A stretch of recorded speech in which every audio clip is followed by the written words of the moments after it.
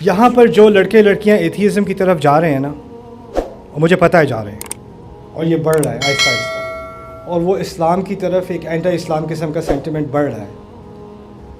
اس کی اصل وجوہات میں سے ایک وجہ یہ بھی ہے، یہ کوئی ہم سمجھتے ہیں باہر سے کوئی سازش ہو رہی ہے اور یہ ہو رہا ہے، یہ باہر کی سازش بہت کمزور ہوتی ہے اگر اندر کی روٹس جو ہیں وہ پکی ہوں۔ جو درخت پکا ہوتا ہے نا، باہر سے ہوا آتی ہے وہ اپنی جگہ کھڑا رہتا ہے۔ مسئلہ میرے نزدیک یہ ہے کہ یہاں پر اسلام کے نام پر گھروں میں، سوسائٹی میں،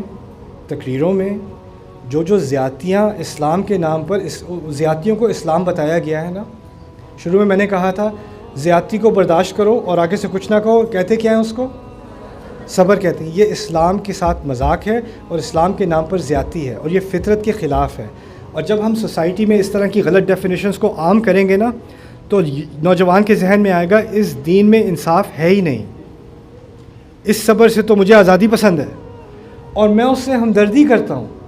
کیونکہ اگر آپ اس کو غلط ڈیفینیشن بتا کر اس کو اس کے سر پہ ٹھوسو گے اور اس کو فورس کرو گے تو لاجیکل سی بات ہے کہ وہ اس کو قبول نہیں کر سکتا، انسانی عقل اس کو قبول نہیں کر سکتی۔ ہمارا دین فطرت کا دین ہے،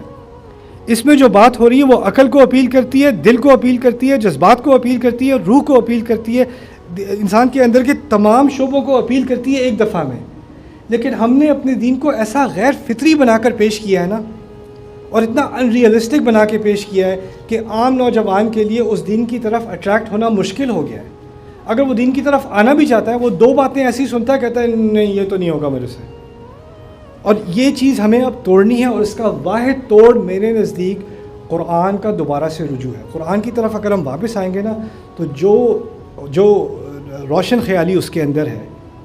جو انلائٹنمنٹ اس کے اندر ہے، وہ دنیا کی کسی ڈاکیومنٹ میں نہیں ہے، کسی دین میں، کسی مذہب میں نہیں ہے۔ یہی ہماری بنیاد بن جائے اور اس کی بنیاد پر تمام چیزیں، سنت واپس آ جائے،